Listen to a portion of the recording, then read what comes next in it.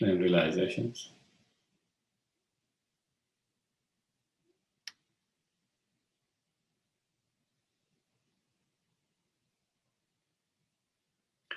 May it be cause and conditions to purify all our negative karma, delusion, obscurations.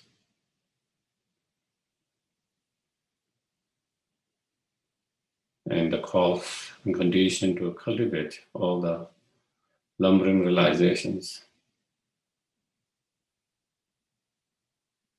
within our mind stream and all sentient beings.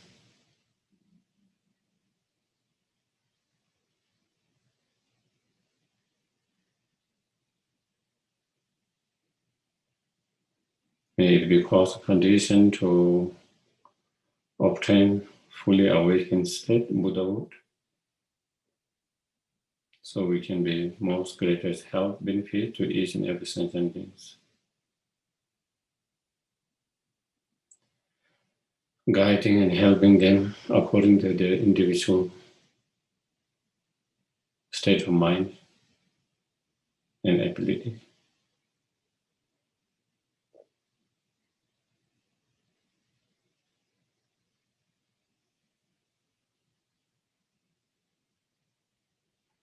Okay.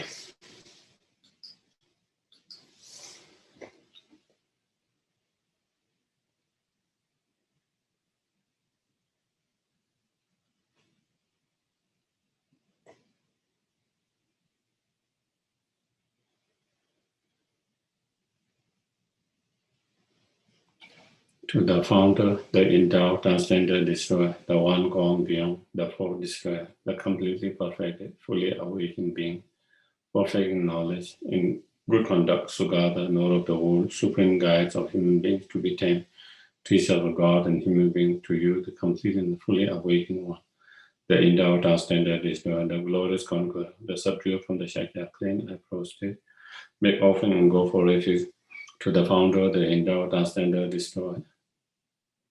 Yeah, next. Homage to the Supreme Buddha, homage to the Dharma refuge, homage to the great Sangha, to all three ever devout homage, to all worthy of respect, bowing with bodies as many as all realms, atoms, in all aspects, with the supreme faith I pay homage. Do not commit any non-virtuous action, perform only perfect virtuous actions, subdue your mind thoroughly. This is the teaching of Buddha. A star, a visual apprehension, a flame of a lamp, an illusion, a drop of dew, or a bubble, a dream, a flash of lightning, and cloud, sea condition, things as such.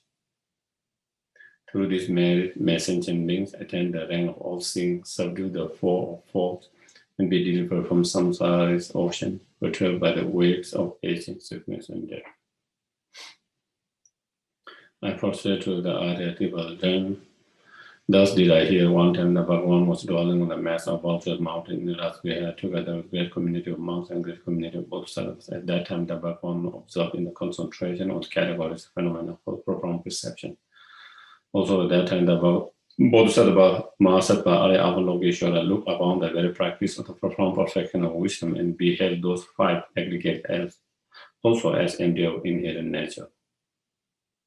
Then through the power of the Buddha, the Venerable Shariputra said this to the Bodhisattva Mahasattva Arya Avalokiteshvara: how should any son of the lineage trainer who wish to practice the activities of profound perfection of wisdom? He said that, in the Bodhisattva Mahasattva Arya Avalokiteshvara said this to the Venerable Shariputra: Shariputra, any son of the lineage or donor of the lineage who wish to practice the activities of profound perfection of wisdom should look upon it like this, correctly and repeatedly beholding those five aggregates also as empty of inherent nature. Form is empty, emptiness form, emptiness not other than form. Form is also not other than emptiness. In the same way, feeling, discrimination, compositional factor, and consciousness are empty. Buddha, likewise, all phenomena are emptiness, without characteristic, unproduced, unsustained, not without stand and not division, not fulfilled. Buddha, therefore, in emptiness, there is no form, no feeling, no discrimination, no compositional factor, no consciousness, no eye, no ear, no nose, no tongue, no body, no mind, no visual form, no sound, no order, no taste, no object of touch, and no phenomena. There's no I element and so on, up to and including no mind element and no mental consciousness element. There's no ignorance, no extinction of ignorance, so on, up to and including no aging and death and no extinction of aging. Similarly, there is no suffering, origination, cessation in God. There is no exalted wisdom, no attainment, and also no non-attainment.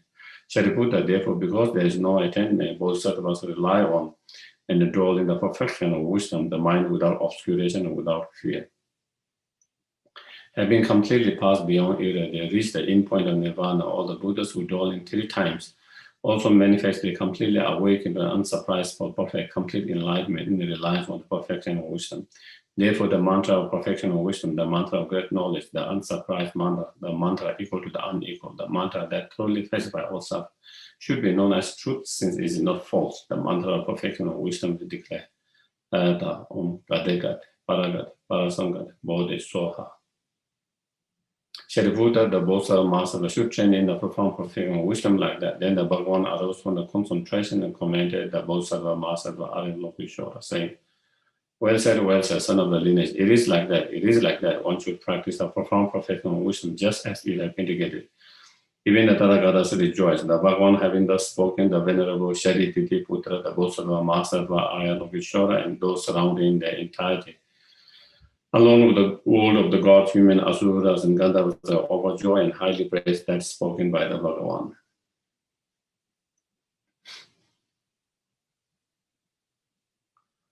O Sashipeki Chonshimeto Tavera Leshi Yedegembani Sanke Shintu Midewa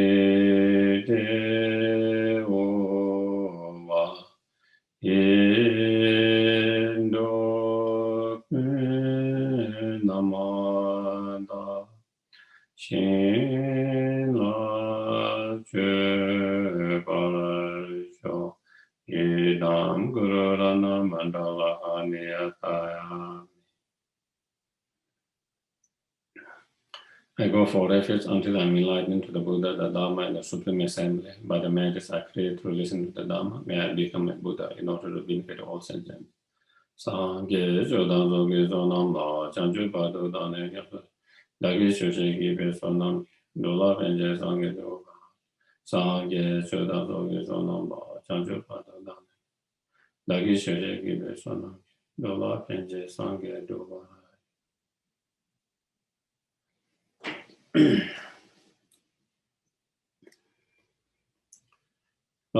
So we have discussed about the importance of purifications in our spiritual practice in order to have realizations. Purification is one of the very important factors among many factors. So we discussed about that, and there are many different practice of purifications, and among them, one of the very powerful practice of purifications is the practice of 35 Buddhas. Reciting the name of 35 Buddhas and doing prostrations.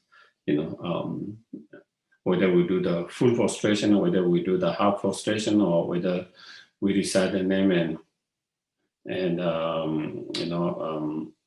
fold our hand and pay respect and bow down. So so we spoke about that, and in order to any purification to become effective,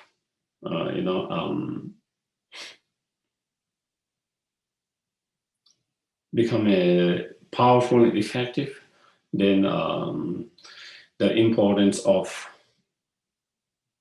contending in any of the purification practice, the 4 opening power. When the 4 opening power is complete, then your practice of purification become more powerful and effective. And not only when the 4 opening powers there, but when each of those opening power are more sincerely, more strong, then the practice becomes more powerful and more effective. And I also mentioned, Nagarjuna explaining, the purifications, ultimate purification and conventional purification. In terms of the ultimate purifications, then as it is mentioned in the sutra of, overcoming the remorse or regret, then in that it has mentioned that one should purify the negative karma, delusion, obscurations by looking at the ultimate nature of those objects as non-inherent existence, and that is known as the great purifications. The great purification. In that sutra, it says, try to sit straight and then look into the very ultimate nature, And having looked in the ultimate nature, then one will see the ultimate nature. And when one sees the ultimate nature, then one will be liberated. And that is the great purifications. So, and then in terms of conventional purifications, then, by applying the four opening powers, such as the regret and so forth, then, doing prostrations and reciting the name of the Buddha and so forth, through understanding, all of them are like illusory, and that is the small purifications. So that is how Nagarjuna explains, the great purifications and kind of the small purifications. And since we don't have the wisdom relying on the ultimate nature of the mind or ultimate nature of the objects, so at the moment we rely on conventional nature of the purifications. And then hopefully in the futures, then when we have access, then we can also meditate on the ultimate, the great purification, the ultimate nature purification. So in terms of the practice itself, the Tri Buddha, then at the very beginning, it starts with going to the refuge, and then again, before even you start the practice, this actual practice, then, like with any practice, any Dharma practice, any virtuous practice, we try to do a refuge and bodhicitta, try to generate the bodhicitta mind, trying to generate, if possible, as Nagarjuna said, trying to generate the both bodhicitta mind, conventional and the ultimate bodhicitta mind.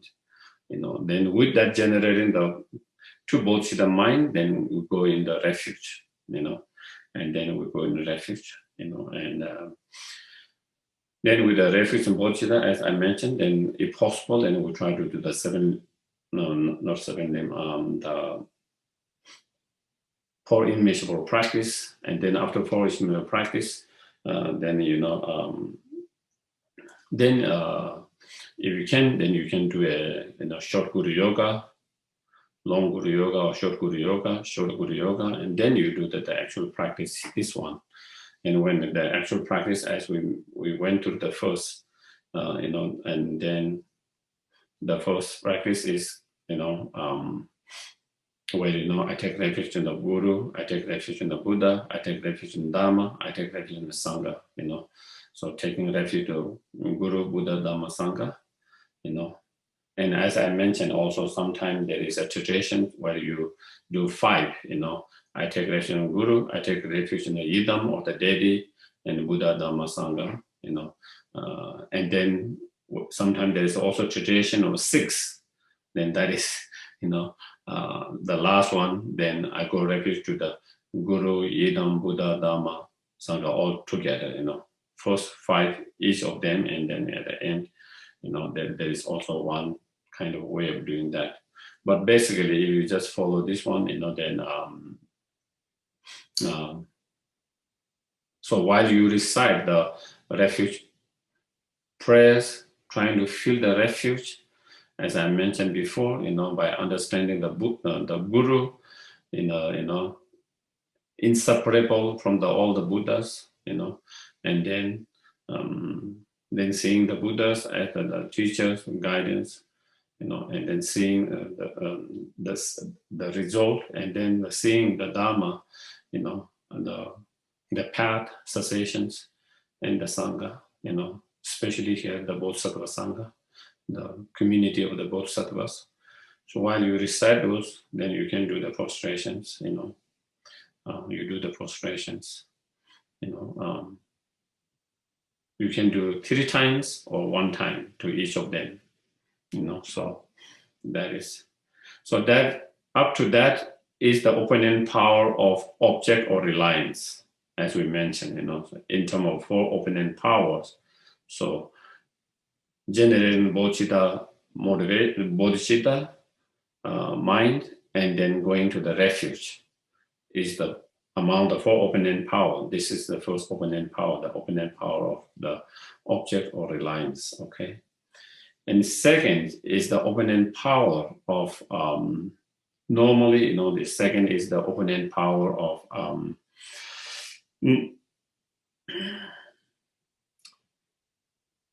here, the open-end power is, secondly, here it comes the open-end power of antidotes, okay? The open-end power of antidote,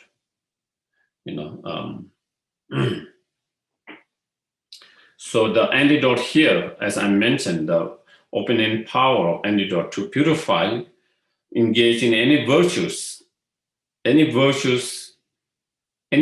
as a part of purification is power of antidote. But here specifically, a specific method that has been described in the sutra by Buddha himself, and that is the reciting the name of 35 Buddhas, and then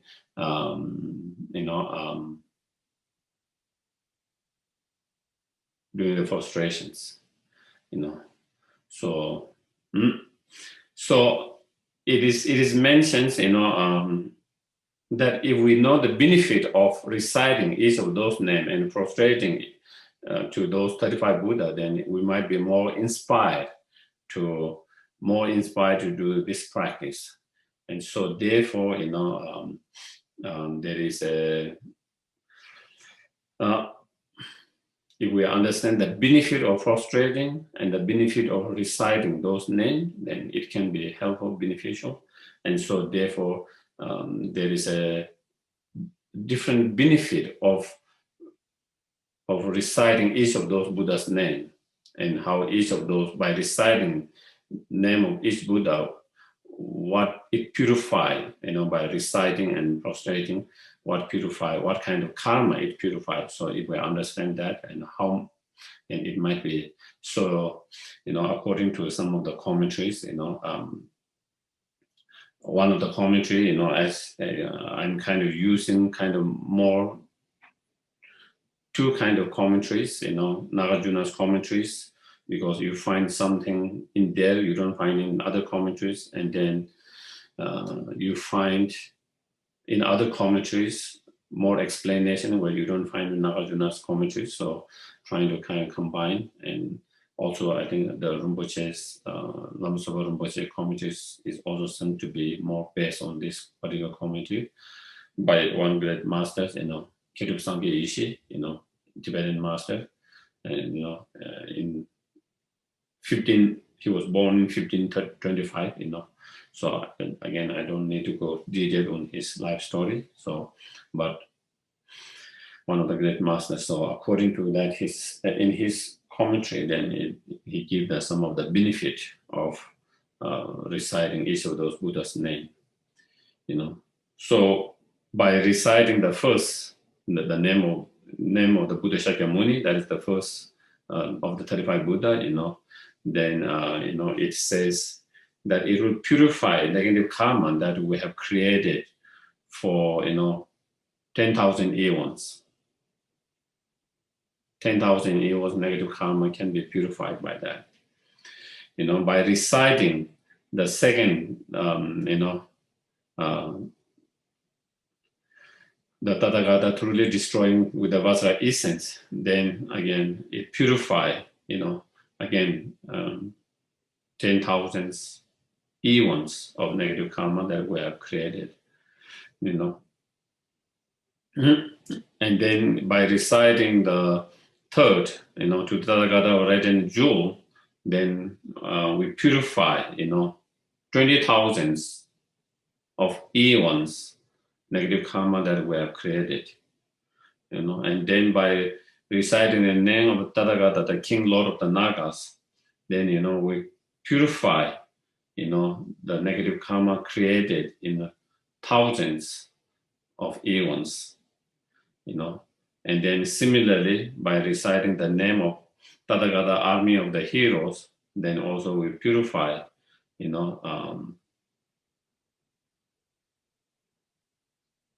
1,000 of eons, negative karma, 1,000 eons, And then by reciting the name of delightful hero, we then it purify 2,000 eons of negative karma, the negative karma we have created in 2,000 eons.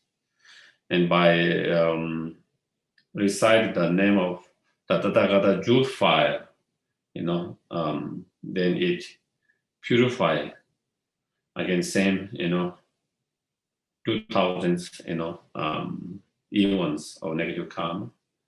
And then by reciting the name of Tathagata of jewel moonlight, then it purify the negative karma of 8,000 eons. And then by reciting the name of Tathagata meaningful to see, then it purify the negative karma 1 eons, and by reciting the name of jewel moon, then it purify negative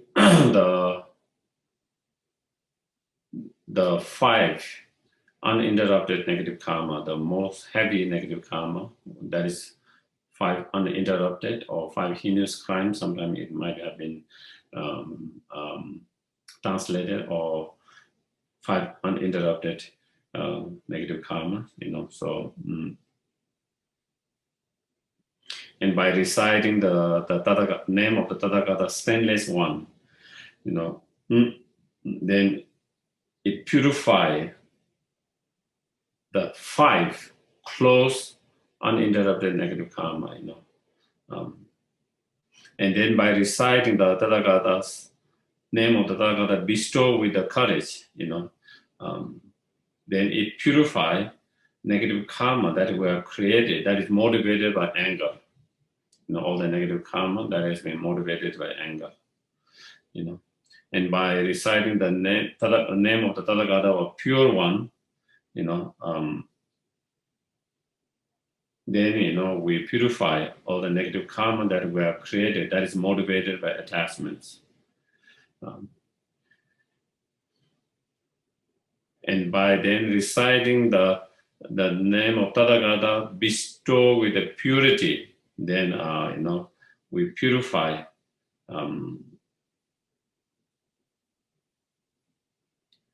100,000 of eons of negative karma. And then by reciting the name of Tathagata water god, then we purify 1,000 eons of negative karma. And by reciting the name of Tathagata deity of the water god, then it purifies thousands.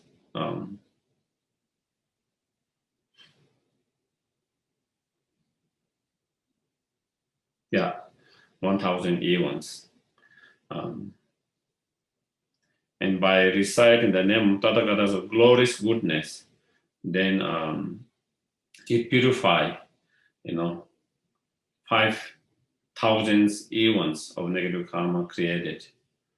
And then by reciting the name of Tathagata's glorious scented wood, then it purifies, 7 eons of negative karma created. And similarly, by reciting the name of Tathagata infinite splendor, it also purifies the negative karma created in 7 eons. And by reciting the name of the infinite splendors, then it mentions, that it is said to purify. There is a benefit of purifying immeasurable negative karma. And by reciting the name of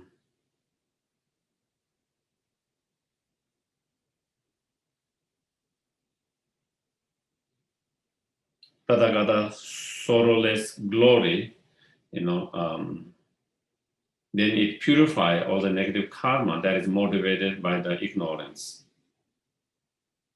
And by reciting the name of Tathagata, son of the non-cravings,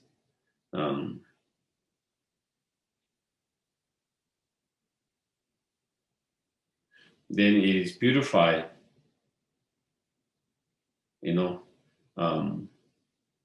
all the negative karma that we have created due to the imprint of those delusions, due to the imprint led by those delusions, that negative karma is being purified.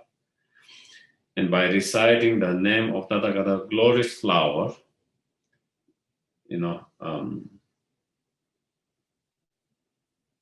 glorious flower, then we purify all the negative karma that one have created due to the obscuration of the mind. And by reciting the name of Tathagata, pure light rays clearly knowing by play, then it purifies all the negative karma that we have created in terms of misusing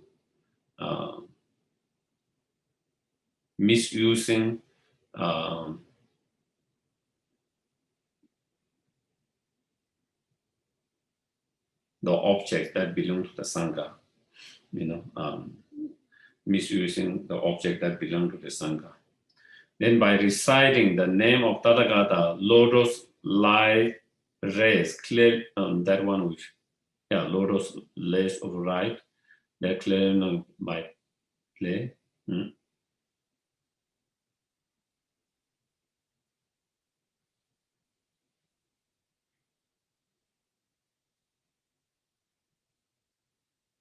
That one fit.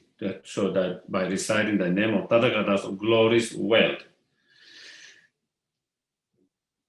that is the way it is purifying the negative karma we have created in relation to the misusing the Sanghas, or stealing or misusing the Sanghas wealth. The previous one is, which the previous, the lotus light rays, that is purifying the negative karma created through the mind, obscuration of the mind. And before that is the purification of the negative karma that's created by obscuration of speech. And before that, then it is the negative karma that is created by the obscuration of the body. So I think I might have kind of missed one of them. So then that is okay. Then next one, by reciting the name of the Buddha's name of Tathagata, glorious mindfulness, then one purify, all the negative karma that were created by criticizing other beings, negative karma that were created other beings. And then by reciting the name of Tathagata, glorious name, widely renowned, then, we purify all the negative karma that were created that is motivated by envy or jealousy. Envy or jealousy, Then by reciting the name of the Tathagata, king holding the victorious banner of foremost power, then we purify all the negative karma that we have created due to being motivated by the arrogance or pride, all the negative karma that will be purified. Then by reciting the name of Tathagata's glorious one, totally subduing, then one purify all the negative karma that we have created due to miserliness, miserliness. And by reciting the name of the Tathagata, utterly victorious in battle, then we purify all the negative karma that is motivated by all the delusions, by different type of delusions, or delusions, so that. And then by reciting the name of Tathagata, glorious transcendent truth, subduing, then we purify, negative karma that we encourage others to create. Even though we might not create the negative karma ourselves, but we encourage others to, so that negative karma will be purified. And by reciting the name of the Tathagata's glorious manifestation, illuminating all, then, we purify all the negative karma that we rejoice in the engaging of non-virtues or negative karma by others. So whatever negative karma we have created by rejoicing in others' non-virtues, act of non-virtues, that will be purified, Then by reciting the name of Tathagata, all subduing jewel lotus, then one purify all the negative karma that we have created in abandoning the Dharma, So in abandoning the Dharma, criticizing Dharma, so having a wrong view and criticizing Dharma, so that negative karma. And by reciting, the name of the Tathagata, Arhat, perfectly completed Buddha, King, Lord of the mountains, firmly seated on jewels and lotus, then it purify all the negative karma that we have created by breaking the samaya, the commitments with our guru, and samaya, commitment in relation to our practices, whether in terms of taking empowerment or different vows, and so those, when we break those commitments, so it purify all of that. And then it says, by reciting the name of each of those Buddha even once, and by remembering those Buddhas, by recollecting, remembering them, then it purifies negative karma created countless eons. And then here, the authors, it is clearly mentioned in the sutras, all this, yeah. So that is the kind of the benefit of reciting each of those names and frustrating each of those names. So that is the that is the benefit. So if we know the benefit, then we will be more inspired to do the practice. The more benefit we understand, the more benefit so then, so that is also to give some more kind of encouragement. So then, in terms of the first ones,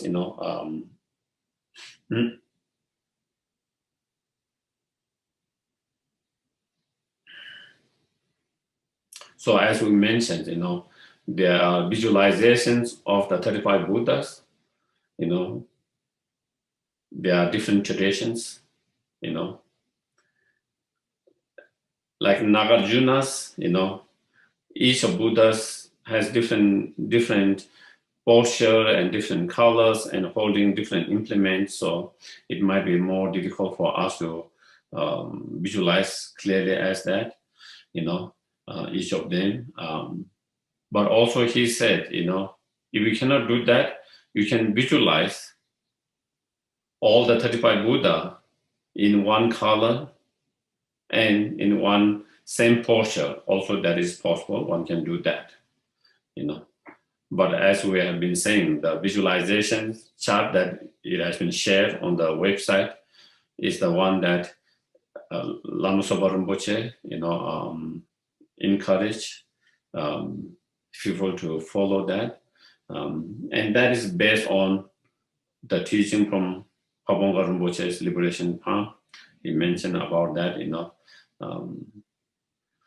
and again, each of those 7 Buddhas, except for the first 7, each of those 7 Buddhas are same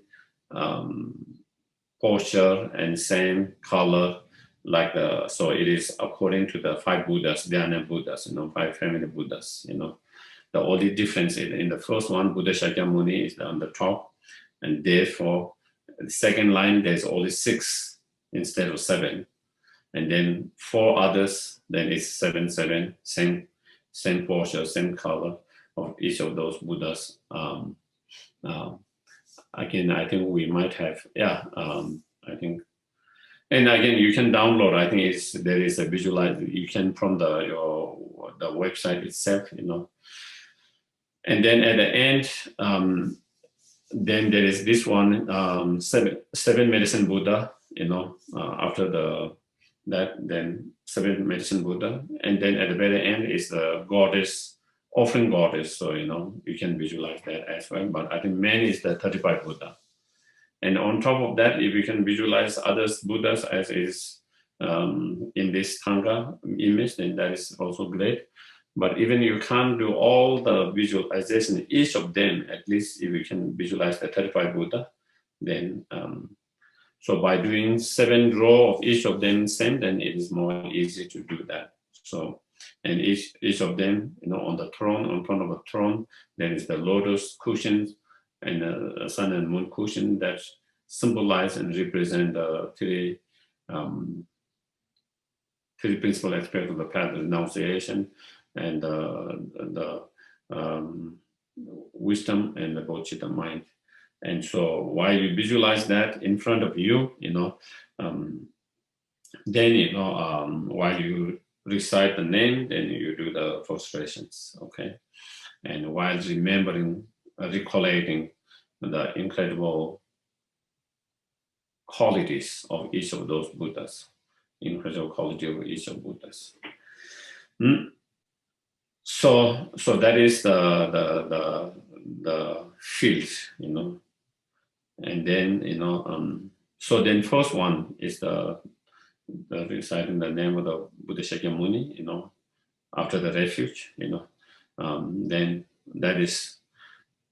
So in each of them, it comes with Tathagata, with Tathagatas, But this one is slightly different from other traditions, because in the sutra itself, at the very beginning of first Buddha, there is a Tathagatas, but then the rest of them there is just a name, And in Nagarjuna's commentary, he says, in the original sutras, there is 4 times,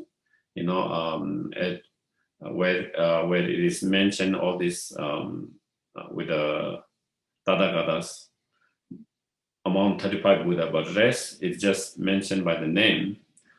But Lama Tsongkhapa added that, Tathagata to all the Buddhas, Instead of just the name of the Buddha, then he added that to the Tathagatas in front of each of all the names. So that is very kind of unique in these traditions, because it was started by Lama Tsongkhapa. He added, after he did his practice, purification, accumulation, merit, after 35 Buddhas practice, he had the visions. He saw all the 35 Buddhas. He had the vision of that, and so. And then, so he added Tathagatas in all of them. So that is, again,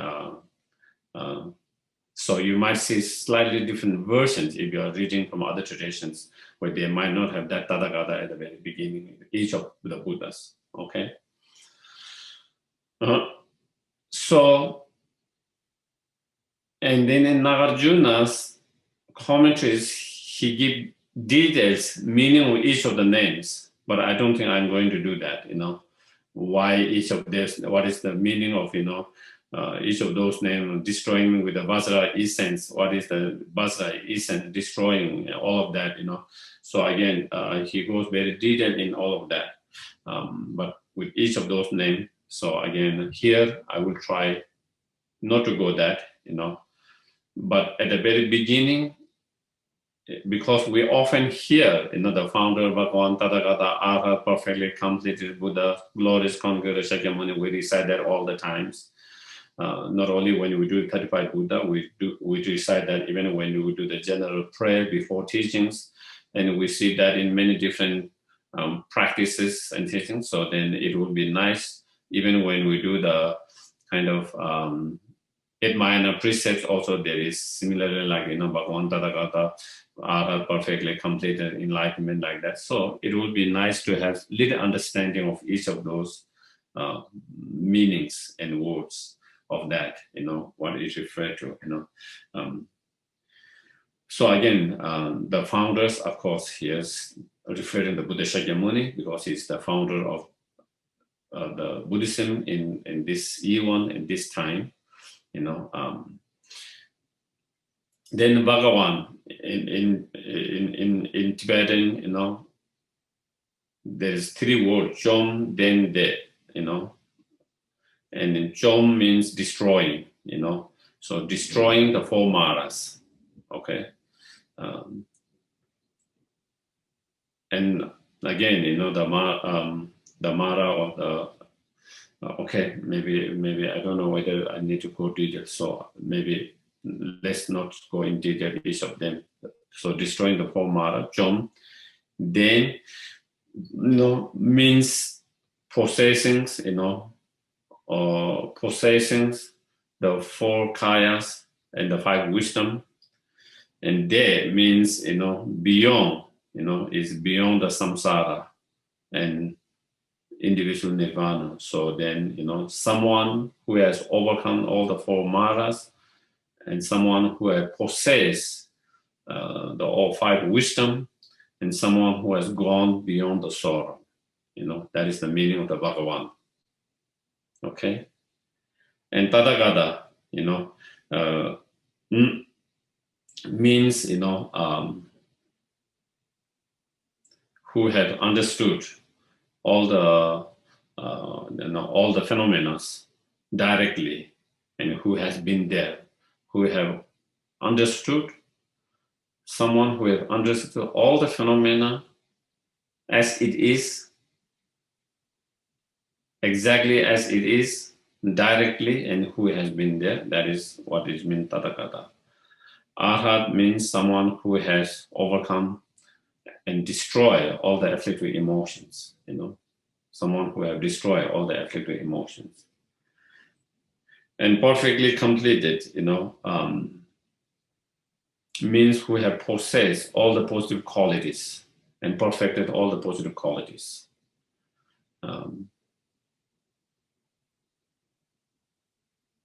In Nagarjuna's, completed, he explained, completing the 2 collections, the collection of merit and collection of wisdom, and the Buddha means, someone who is awakened and awaking from the sleepiness of,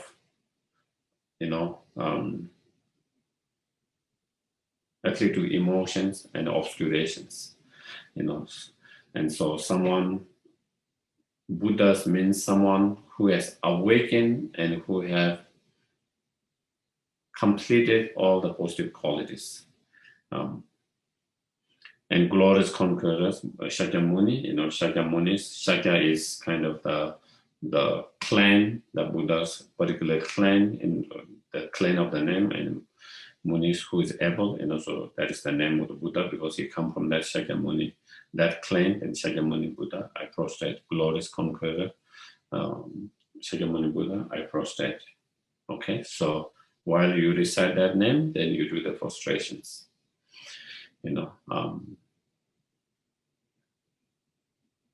I think when we do the prostrations, if you can recite those names and then if you memorize and recite that will be wonderful.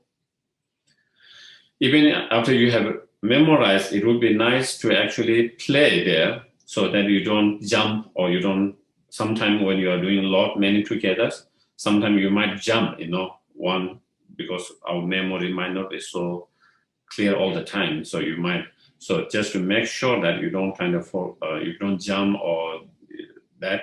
So then while you memorize yourself and while you play in the tape, then you follow, you also say together, and then you frustration. That can be another helpful way to do that,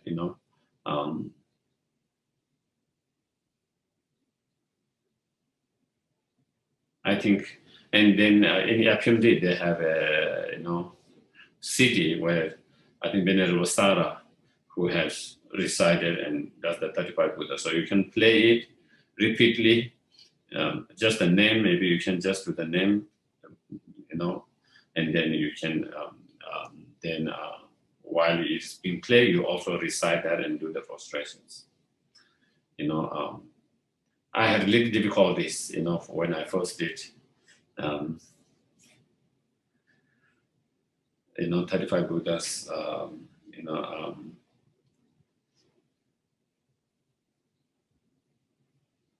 sometimes I kind of get mixed up, here and there a little bit. Not all the time, but time to time, Sometimes it seems like you are kind of skipping one or like that.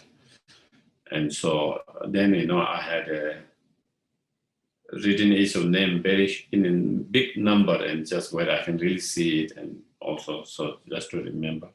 But at that time I didn't do the recording. But now when I think that would be the best, you play the recording while you do, and while you also recite, not just listening to the recording, but you also recite the name together. And so in that way, there's less. And if you want to record your own voice, that can be also fine, You can record your own voice according to your pace, according to your pace, you can also do that, So basically is you play it and you listen and you recite together, and then if you do the frustration, then I think that can be helpful and beneficial.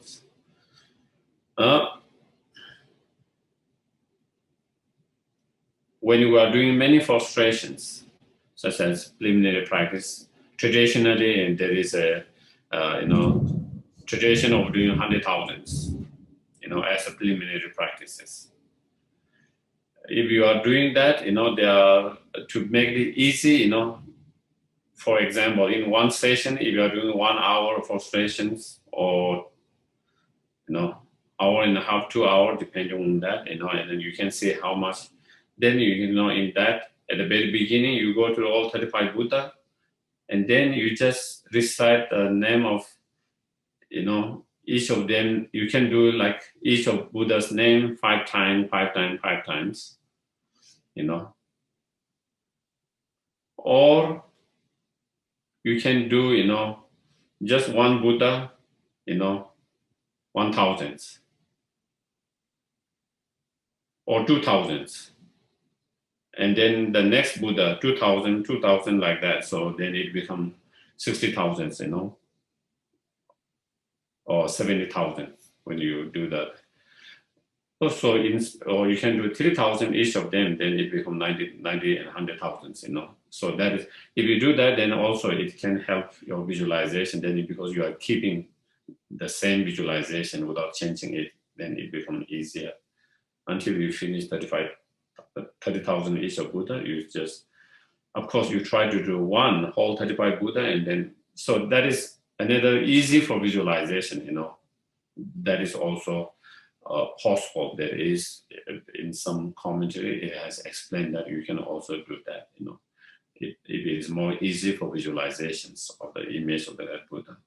There is that to do that as well, It is said in Lama Tsongkhapa case, he did, 100,000 to each of those Buddhas, So it become, 3 millions, and 3.5 millions, in total. But so in Lam Tsongkhapa, he did 100,000 to each of those Buddhas. Each of Buddhas. It is mentioned in some of the biography of Lam Tsongkhapa. So again, even we cannot do that much. Maybe if we are doing a traditionally kind of preliminary 100,000, then we can do one possibility of doing 30,000 to each of those Buddhas, or 25,000 to each of them. But if you do that, then at the very beginning, you do the 35 Buddhas, and you do the whole practice together, and then in the between, you just recite the names of 35 Buddha.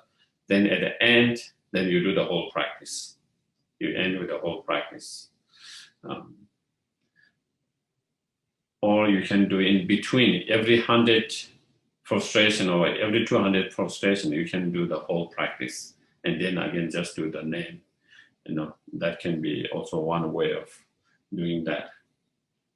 And if you are trying to collect the numbers, if you are doing preliminary practices, 100,000, then sometime, if you do the 35 Buddhas, and then at the very beginning, there is the 4 or 5 refuge.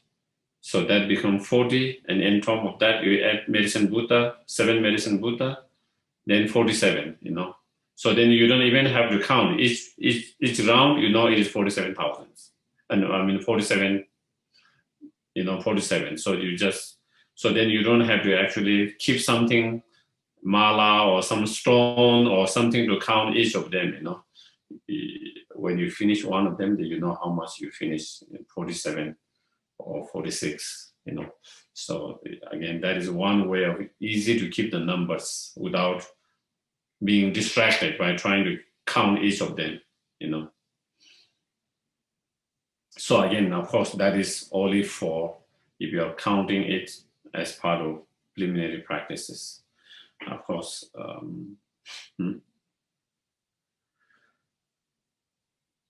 So reciting and frustrations, so that is the main, the opening power of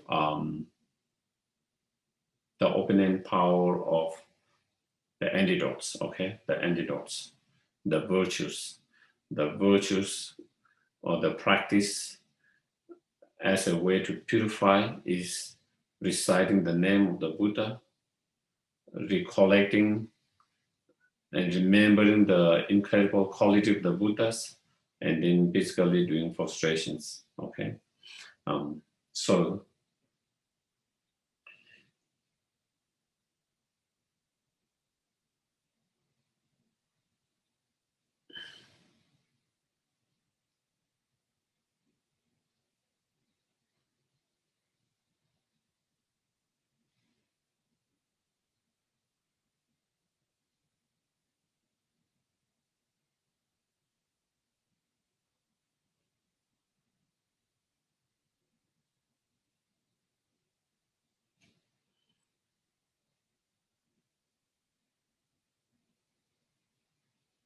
and after that, then you see the the 7 medicine Buddha, so then you do the frustrations by reciting the impossible, 37 Buddhas, So the next ones, and if you go to what is the page number, I guess, page number 15.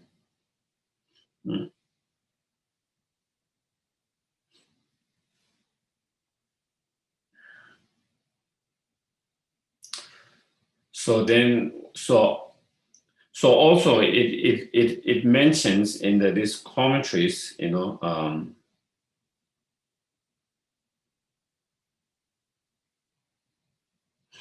commentaries that while we do reciting the name and do the frustrations, not only is a frustration, but also it includes the making of the offerings,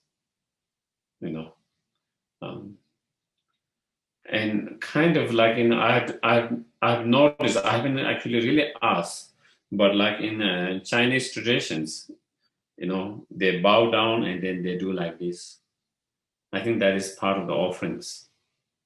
You know, in Tibetan tradition, we don't do that. But I've noticed when the Chinese practitioners, especially the Chinese, in terms of the practitioner of Chinese tradition, Chinese Mahayana traditions, whether it's the monk or practitioner, when I see them prostrating, I see them bowing down and like that, and then hand like doing that. You know, it seems like then that is like the offerings. You know, I guess that is what I'm thinking. I've never asked. So again, in here it says with this up to here, in terms of 7 limb practice, you know, in terms of 7 limb practice. So this one includes prostration and making offerings, you know, making offering and prostrations in terms of that. And the next one, in terms of so we have finished from the 4 opening power, we have completed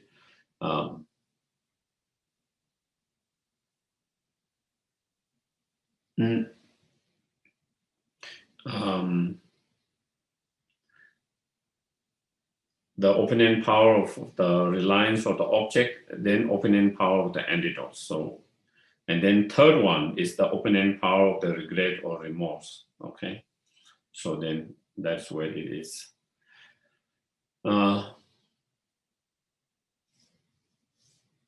There is a cautions, maybe, you know, where it says, Gisela, what are the actual name of the 35 Buddhas first mentioned in Buddhist literature? The first literature is the sutra that we are reciting itself. The 35 Buddha practice now we are using, the one we are using now, is actually a sutra that is known as Sutra of 3 Hips. So you can see all the names there. And then you see in Nagarjuna's commentary on that. So in Nagarjuna's commentaries, you see all the names, and he explained the different, as I mentioned, color, posture, and all of that, and then also of each of those 35 Buddhas, as well as the meaning of each of the name of the Buddhas. Okay, so that is.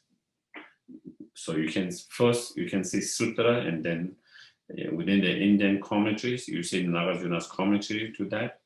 And I haven't seen other Indian commentary but I know I'm not aware of all the commentaries, you know. But I have access to the Nagarjuna's commentary. So from that, I know that. Okay, that caution. So in terms of this, you know, then.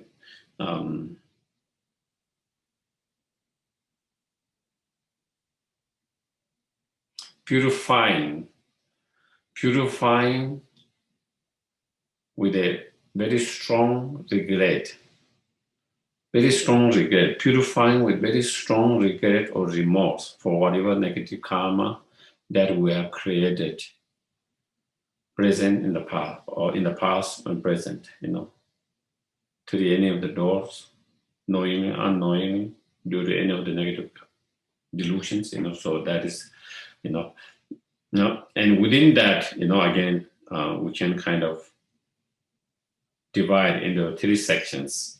You know, first requesting the 35 Buddhas and all other Buddhas to be the witness, to be requesting them to be the witness in our practice of purifications, to show our remorse and regret for all the negative karma that we have created, and that we really regret, and that we and not only we regret, we make a strong commitments, you know. And so for that, then to requesting to be the witness in that, requesting that, you know.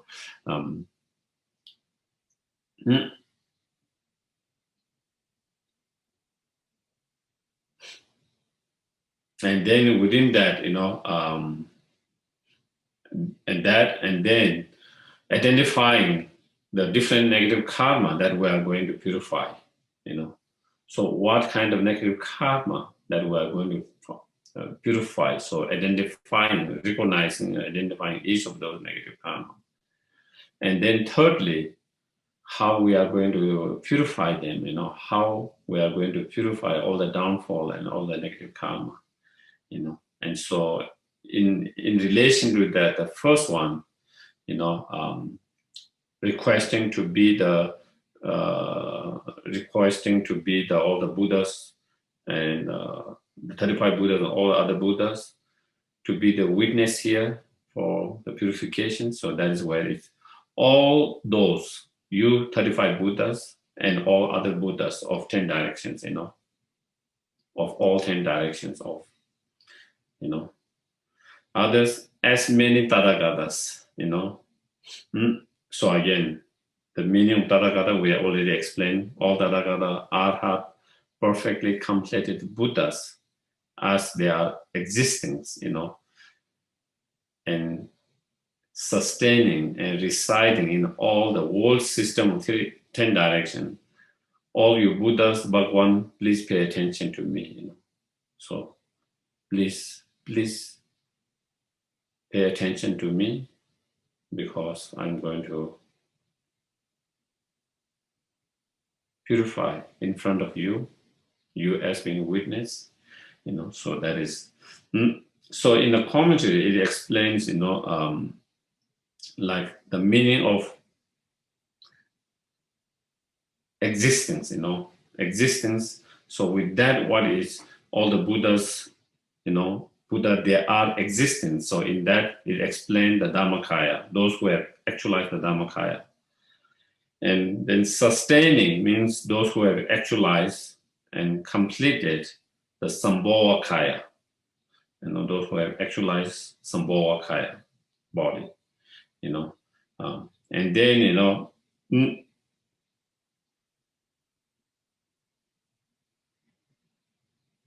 and residing in the all three system of 10 directions, that residing, that explain those who have actualized Nirmanakaya, So basically all the Buddhas who have actualized the three kayas or three body, the Dhammakaya wisdom, the enlightened Dhammakaya wisdom, and then, the form body, the Sambhogakaya form body, and Nirmanakaya or manifesting form body, those who have actualized or attain all these three bodies out of great compassion. So, out of great compassion to me and the rest of them, out of great compassion, please pay attention to me, and be my witness in this practice. So that is, and by taking them as a witness, as an object, then one must try to engage in the practice of purification day and night as much as possible. And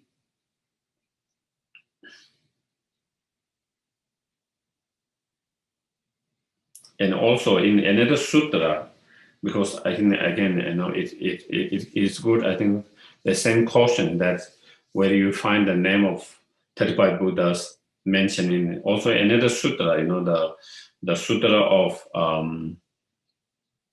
piles of jewels, the piles of the jewels, in that also it mentions about that, the Bodhisattvas who have the downfall of engaging in 5 uninterrupted negative karma, and who have others downfalls, by in relation to the stupa, in relation to the sangha, and all others,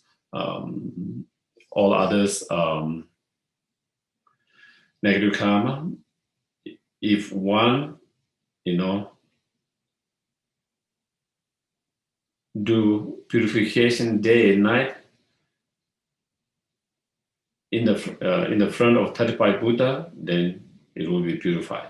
So again, in another sutra, there's mentioned, it doesn't mention each of those Buddha's name, but it mentions about the 35 Buddhas. If you do purification in front of them, then all this downfall, all this negative karma can be purified. So again, you can see also, so yeah.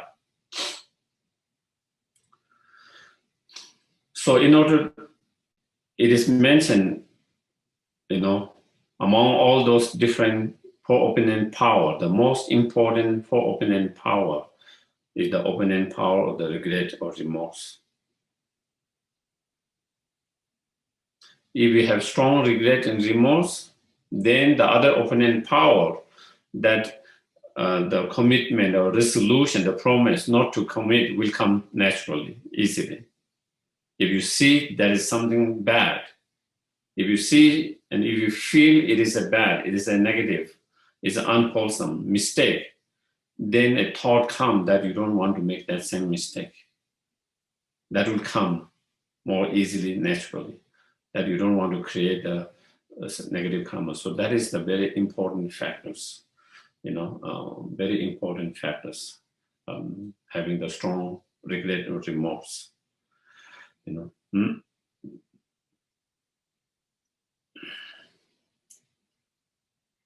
In some of the, in many of the teachings, they talk about regret. For example, knowingly, unknowingly, you have taken a poison,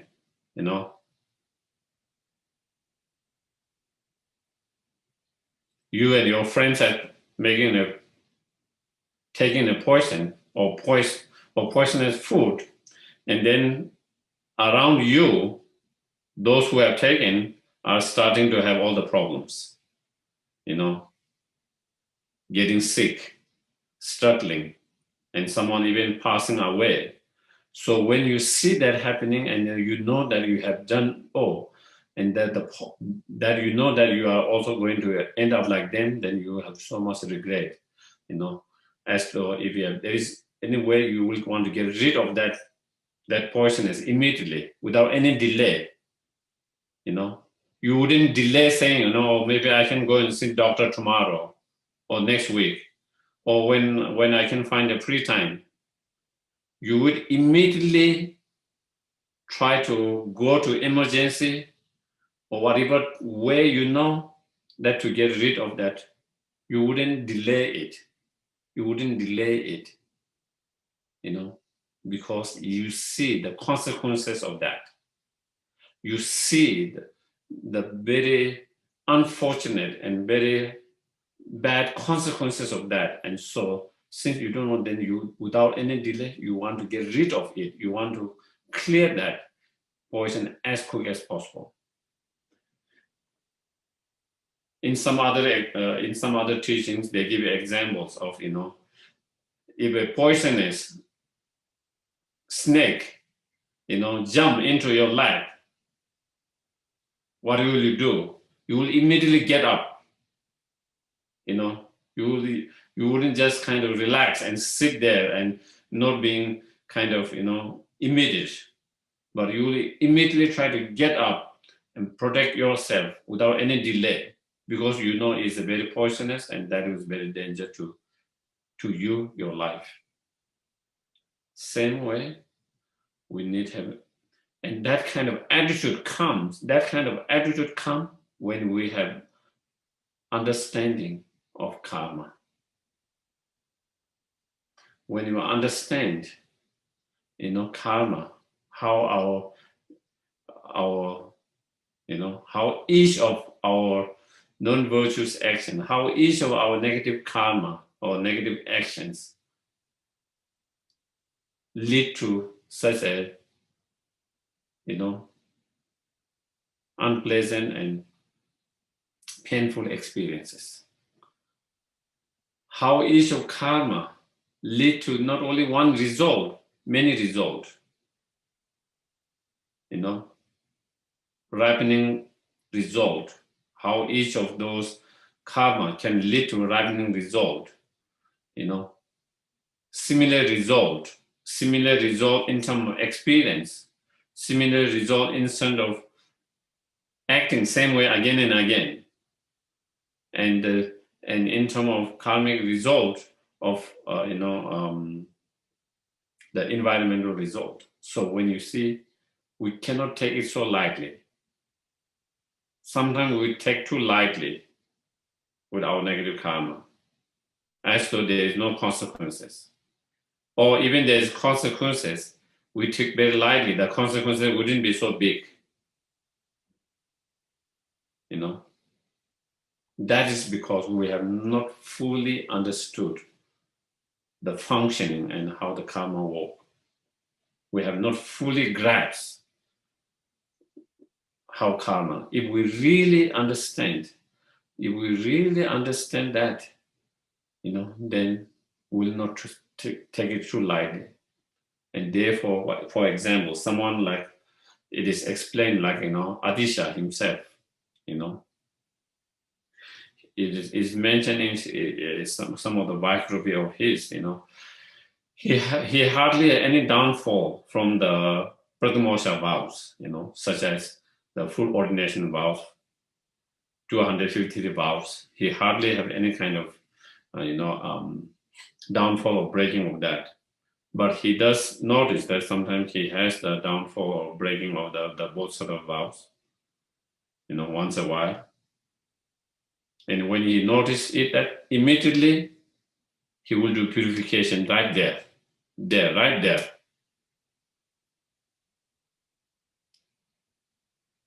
He noticed, he noticed and he become aware, oh, I've broken that particular Bodhisattva vows or damaged that Bodhisattva vow. Immediately he will try to stop immediately there and do the purification right there. Such is because he understands truly, the functioning of the karma and all of that. And so for us, it doesn't matter,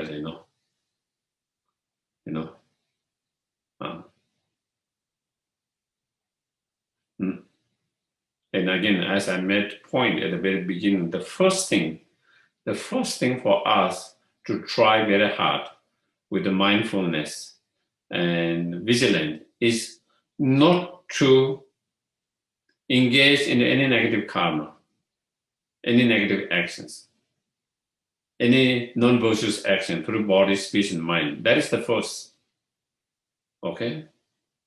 But despite that, despite trying all our best not to create any negative karma and non-virtues because of strong previous karmic imprint, because of strong delusions, sometimes we can't stop, but sometimes we cannot stop, even we try, and we just create some negative karma.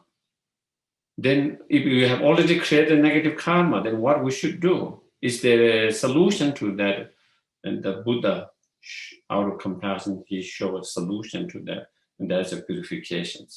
Still, even when we have made mistake, that can be fixed. That can be, even that can, and that is what the purification work, how the purification work, because we have created so much negative karma from the beginning of lifetime, and there is so much which have been purified through experiencing that or through practice of purification, and there are also many of negative karma left within our mind stream which have not been purified, and so therefore we try to purify them quickly as possible. And in order to feel that urgency, in order to feel that urgency, in order to not to take it too lightly, then we need to contemplate and meditate on karma. The more we meditate, contemplate on karma, the more deeper understanding we have of karma, the less we take lightly of those karma and actions. And not only we don't take it too lightly of those, whether it's a negative karma, unwholesome, non-virtuous action, but also when we have engaged into them, then we will try to purify without delay as quick as possible, without, and we feel really, the grateful and remorse for what we have done. And then, so again,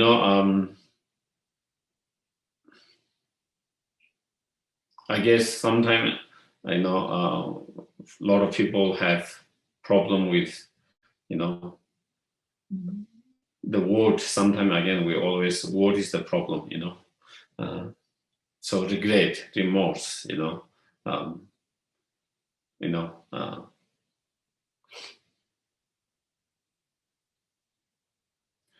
sense of regret is kind of understanding that kind of behavior or that kind of actions, either through body, speech, and mind, is not helpful, beneficial, is harmful, because it lead to pain and suffering to others and oneself.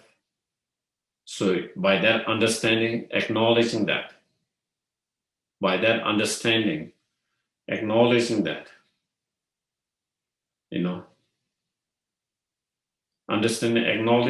and then moving forward, not being stuck in the past,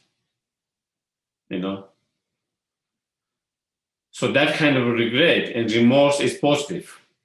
It helps you to understand that kind of behavior and actions is not healthy, helpful, but is harmful. And not only you understand that it's harmful, but you also acknowledge it's harmful. Under you understood, you acknowledge that. You acknowledge that. And once you have that understanding of that is harmful, and once you have that acknowledgement of that, then, you are willing to kind of make that you don't want to make that kind of mistake again, that kind of feeling or intention, motivations come easily, so that so the wish to not to make the same mistake because it's harmful and it's painful, and that comes easily.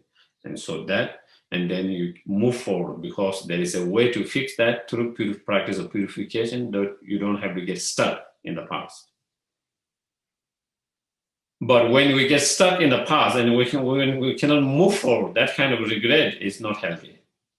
That kind of regret, that kind of remorse is not healthy. When you cannot move forward, then you get stuck in the past and not being able to let it go of that. Do you get it, what I mean?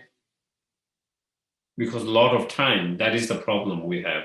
But such sudden particular regret and remorse, that's something we might have done in the past, bad things or painful and harmful things, but not being able to let it go and move forward, but being stuck in there, and your mind kind of being completely sucked into that, completely consumed by that feelings, sucked into that, and you become very negative. Your mind becomes very negative and not being able to move forward. And one of that is because we are unable to see, you create a problem and now you cannot fix it. Do you get it, what I mean? So that is why you are so sucked and consumed by that and negative feeling, because you feel you did something mistake that cannot be fixed. But again, from Dharma point of view, from all this teaching and practice, the good thing is that no matter how much negative karma, how strong and powerful negative karma we might have created, but all this can be purified, all this can be cleansed. There is a way out of it. There's a way from that can fix. And so therefore, with that mind, that understanding, that obstacle understanding, wisdom in that mind, then we need to move forward and not get stuck.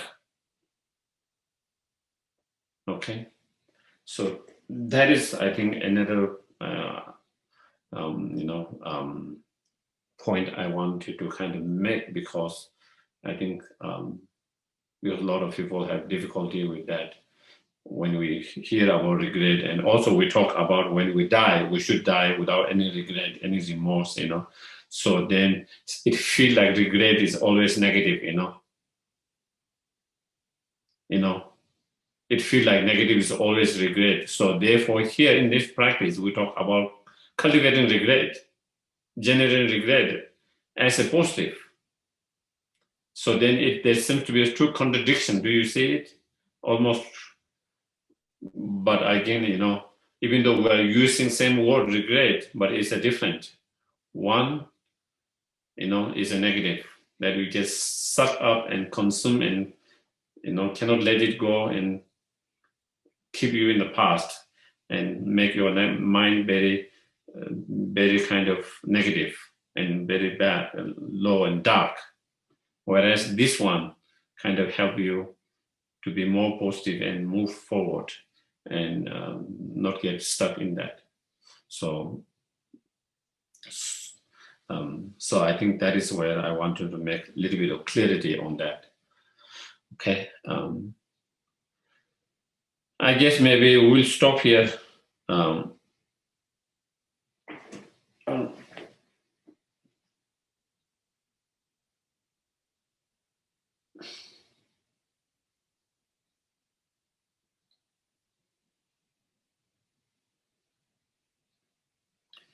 Yeah.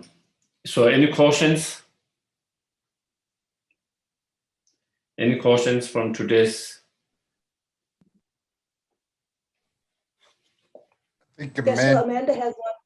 Yes, please. Anyone, please. Yes, I have a comment, Geshe Sherab. You were going through the name of the Buddhas and you were talking about the negative action that's purified by each of the Buddhas and the visualization, a specific visual of each Buddha. And then I think you said Nagarjuna talks about the qualities of each of the Buddhas, and then we make prostrations to that. And when you were saying that, what I was thinking is that it means we're not alone when we're doing this.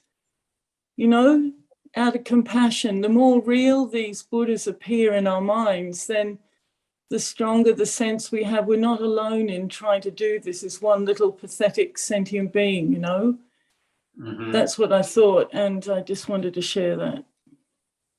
Okay, great. That you are able to get that and relate in that way. So that is wonderful, and that you are sharing that with others. Definitely that is the case. Yeah. Yes. Any other questions? There's a hand up. Yes. Thank you, Geshe-la. Wow, this is wonderful. 2 quick questions. Yes. One is, when we're visualizing the qualities of the Buddhas, what I've started to do, and I don't know if I should stop doing this, is when I'm trying to go quickly, I just visualize the Dhyani family that they're in.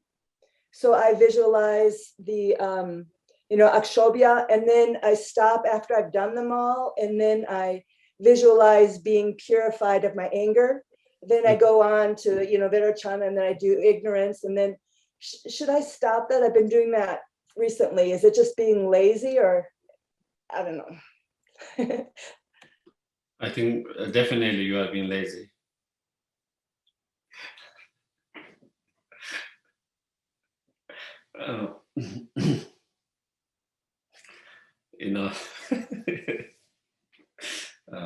Just kidding.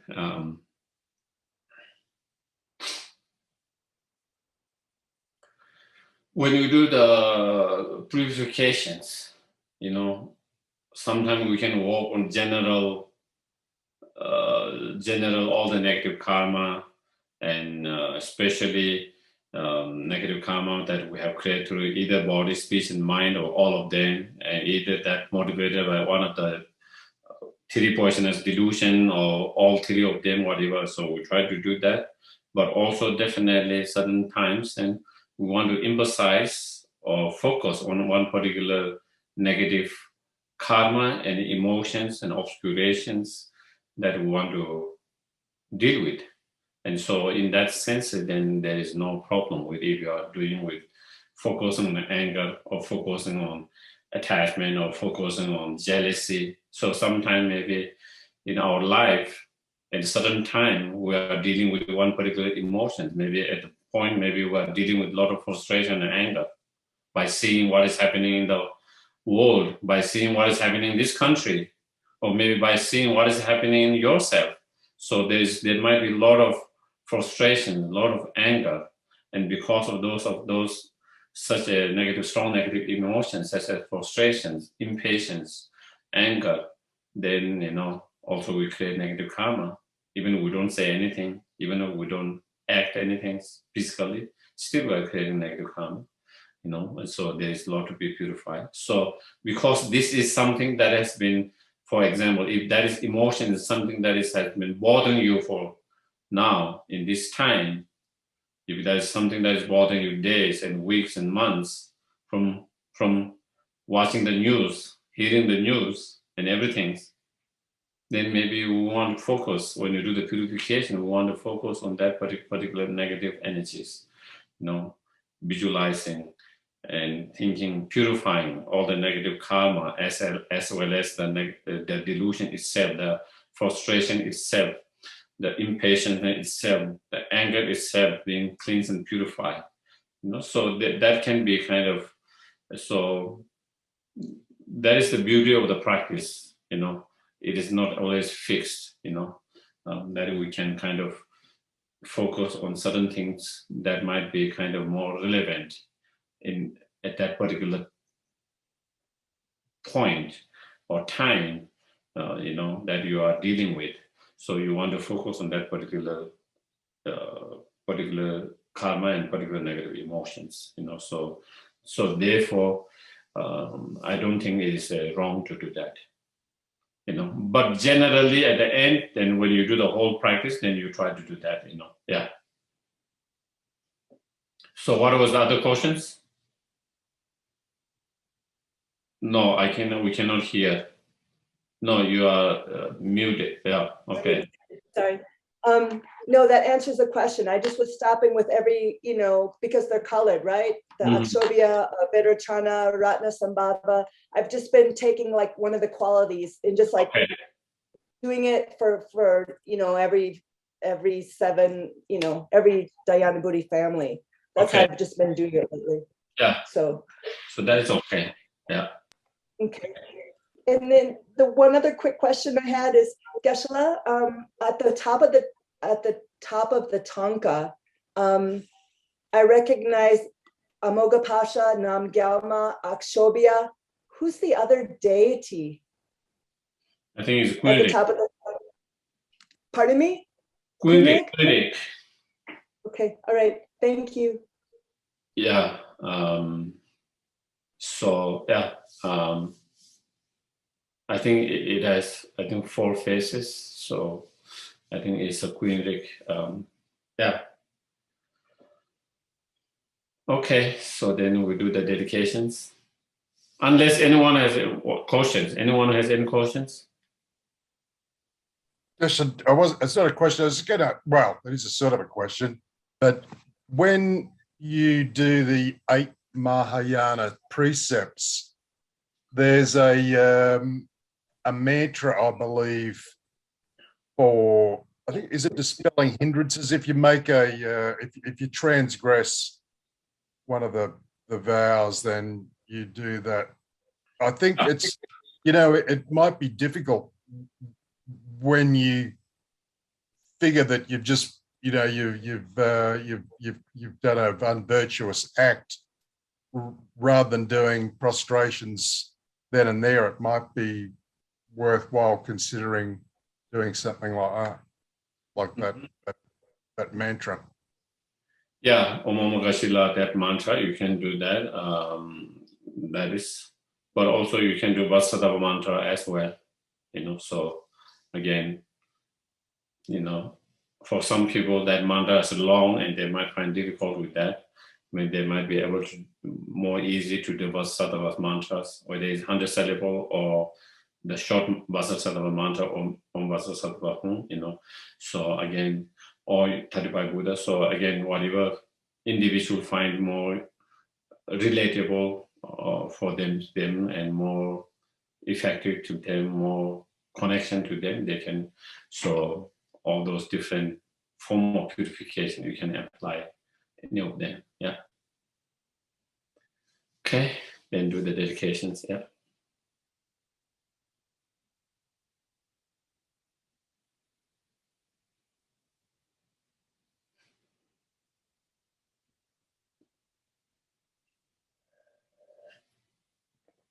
Again, I'm going to chant in Tibetan. You can kind of join me, or you do in English yourself. Yawadi nyoto ta ama sanke dugyo ne dowa chi nyama lepa te sa la gwe pa sho. Chanjo senjo Rinpoche ma ke pa na ke kyu chi ke wa nyamba me ba ya kong le kong du pe wa shu.